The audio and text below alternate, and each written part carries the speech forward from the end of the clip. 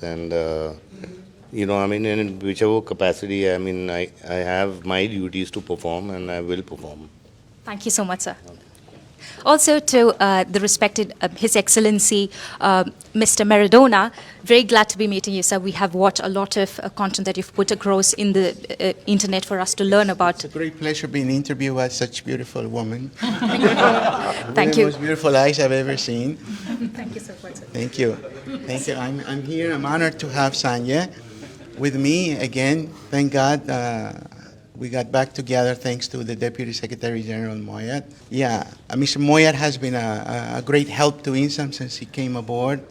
He is a Palestinian with a heart, and as I've always been in the Palestinian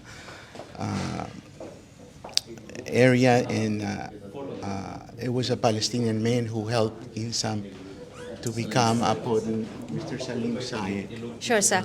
But just something important that I have to ask you is that it's definitely not easy to obtain the position of an observer status at the UN, right? I'm sure you've gone through a lot of hard work and sacrifices, and I think you've been part of IMSAM for the last 16 good years, and now you have planning pacts like this, DXN IMSAM association. So what do you anticipate to be the impacts of this association? The road to INSAM, it was never easy.